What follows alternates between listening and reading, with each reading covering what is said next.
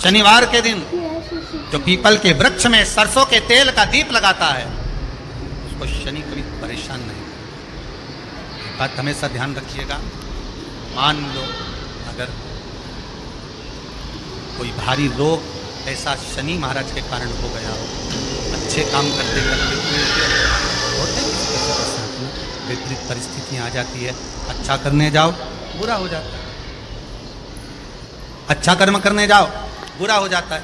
तो पीपल के वृक्ष की जो छाल होती है, छाल देखिए, पीपल के वृक्ष में जो छाल लगी होती है, उस छाल को घिसकर चंदन बनाकर भगवान शंकर का स्नान कराकर, अभिषेक कराकर, पूजन कराकर, पूजन कराने के बाद में पिपलेश्वर महादेव का नाम लेकर, कौन से महादेव?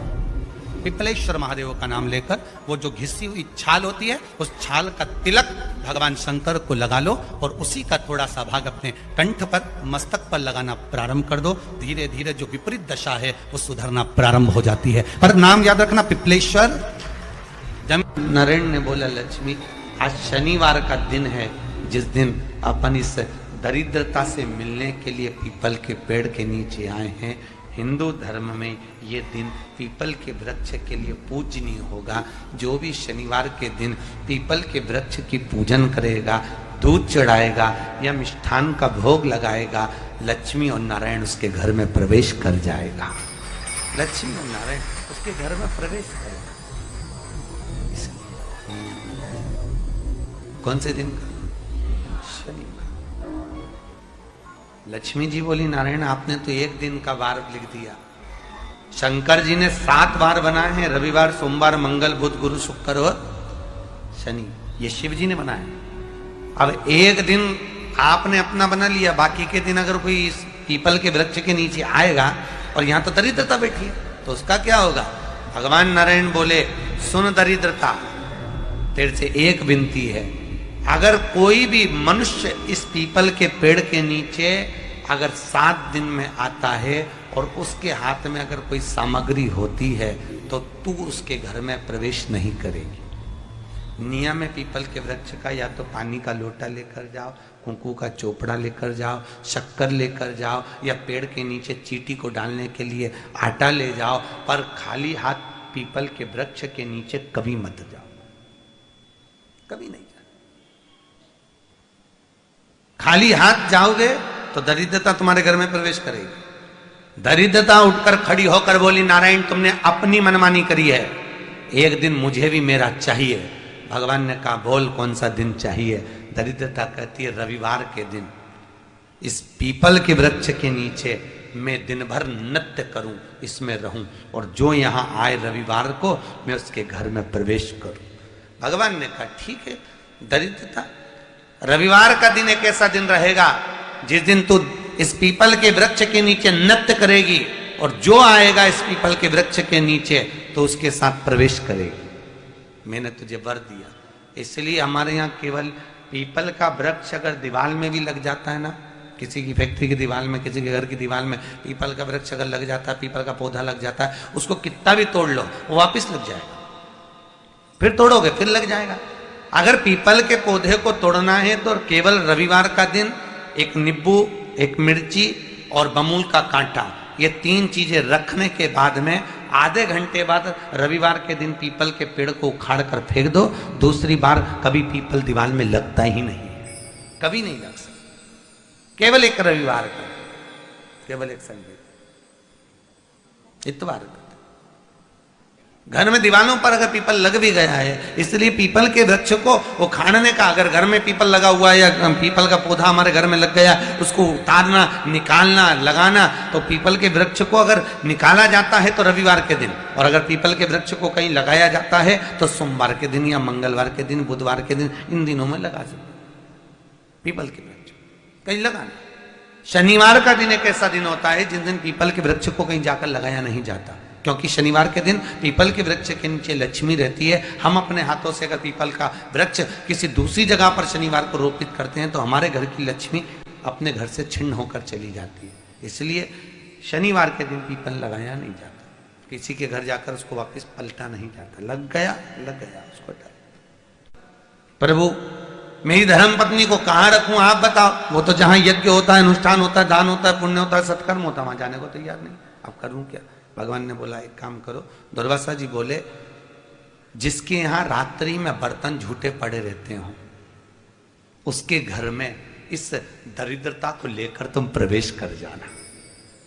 जिसके यहां रात्रि में बर्तन झूठे पड़े हो वहां लेकर प्रवेश कर जाओ। दूसरी जगह दुर्वासा जी बोले जो स्त्री घर में दोपहर के समय पर सो रही हो उसके घर में इसको लेकर प्रवेश कर जाइए। जो स्त्री दोपहर के समय में घर पर सो रही हो इस दरिद्रता को लेकर प्रवेश कर जाइए। तीसरा, जिसके यहां पर दरवाजे पर कांटे वाले पौधे लगे हों उस घर में इस दरिद्रता को लेकर प्रवेश कर जाइए। दरिद्रता, कितनी सुंदर बात कही है। दाता और विधाता कौन कौन? दाता और विधाता। लक्ष्मी और दरिद्रता के सगे भाई हैं। कौन कौन? दाता और विधाता। दाता को फिटकरी प्रिय है, विधाता को नमक प्रिय है। ये दोनों हमेशा लक्ष्मी को और दरिद्रता को दोनों को समझाते थे, दोनों में प्रेम बढ़ाते थे। आज भी हिंदू धर्म की रीति है। यहां तो ठीक है, जिसके यहां पर भी अगर थोड़ी सी भी परेशानी होती है, थोड़ा सा क्लेश होता है, अशांति होती है, लक्ष्मी नहीं टिक रही हो, काम नहीं बन रहे हो, बहुत प्रयास करा जा रहा हो और हमारा कार्य नहीं होता, तो क्या करते हैं? फिटकरी और नमक को पानी में डाल देते हैं और घर में पोछा लगा देते हैं। आप लोगों ने आजकल फेसबुक पे भी पढ़ा होगा, व्हाट्सएप पे भी पढ़ा होगा। तो क्यों लिखा उसमें? उसका कारण ही केवल रहता है कि दाता और विधाता की प्रियता उसमें। माता ख्याति के जो 4 बच्चे हुए इसमें जो 2 लड़के हैं, दाता और विधाता, उसकी प्रियता उसकी पूर्णता उसमें। अब दुर्वासा जी बोले अपनी धर्म पत्नी को वहां लेकर, जहां कांटेदार पौधे लगे हों वहां पर लेकर प्रवेश कर जाइए। कांटेदार पौधों में उस दरिद्रता का निवास हो गया। कितना विचित्र कथा यहां वर्णन करी है। श्रीमद् भागवत के अंतर्गत जो वर्णन किया कि मृत्यु निश्चित है। देखूंगा तो इसलिए शनि महाराज की दृष्टि नीचे रहती है, सामने कभी नहीं रहती।